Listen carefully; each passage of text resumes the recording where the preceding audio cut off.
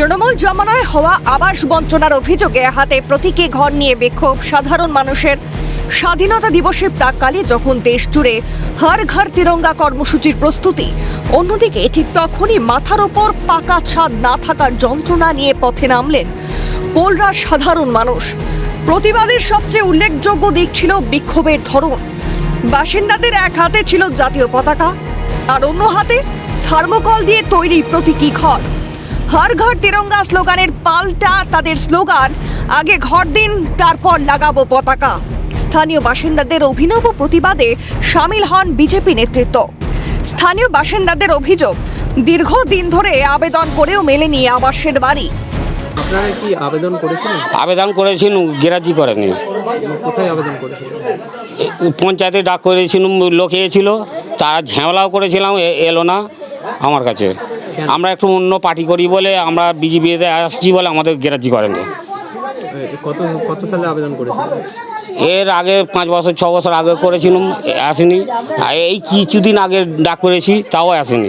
প্রধানমন্ত্রী বলেছে হর ঘর তিরঙ্গা, তো সেক্ষেত্রে আপনাদের এখানে কোথায় তিরঙ্গার পতাকা লাগাবেন?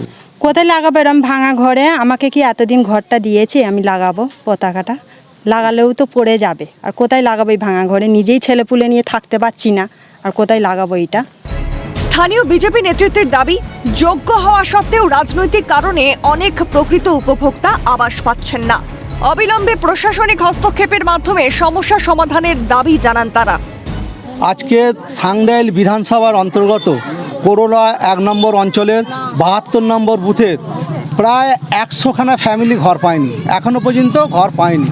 যেখানে এই যে বর্তমানে নতুন সরকার এসছেন, একজন মানবিক সরকার, মাননীয় মুখ্যমন্ত্রী শুভেন্দু অধিকারী মহাশয় বলছেন, এবং আমাদের পঞ্চায়েত এবং গ্রাম উন্নয়ন মন্ত্রী দিলীপ ঘোষ মহাশয় বলছেন যে প্রতিটা ফ্যামিলিকে আমরা ছাদ দেবো।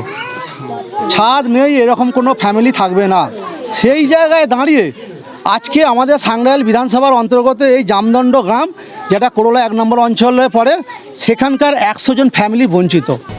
এ বিষয়ে সাকরাইল বিধানসভা কেন্দ্রের পোলরা 1 নম্বর গ্রাম পঞ্চায়েতের প্রধান নীলুফা মল্লিক বলেন, যারা যোগ্য নয় তারাও আবেদন করছে। ঘরের অভিযোগ আমার কানে এসেছে, যারা প্রকৃতই ঘর পায়নি তাদের তালিকা খতিয়ে দেখা হচ্ছে। মানুষ বুঝতে চাইছে না। কিভাবে আপনারা এটা মানুষ বুঝতে চাইছে না যে আমি একবার পেয়েছি, আমি যোগ্য নই, আমি কেন আবেদন করব? কিন্তু কিছু মানুষের বক্তব্য সরকার দিচ্ছে সবার জন্য, কিন্তু সবার জন্য তো নয়, যারা যোগ্য ব্যক্তি তাদের জন্য। সেটা সবাই, আপনারাও জানেন, আমরাও শুনেছি, এবং যারা আসছে আবেদন করতে তারাও জানে। মানুষের মৌলিক অধিকার অন্ন, বস্ত্র, বাসস্থান, সেই বাসস্থানের দাবিতে আন্দোলন এলাকায় ব্যাপক সাড়া ফেলেছে। প্রশাসন কত দ্রুত এর ব্যবস্থা নেয় সেই দিকে তাকিয়ে স্থানীয় বাসিন্দারা। অনির্বাণ মালের রিপোর্ট, ক্যালকাটা নিউজ।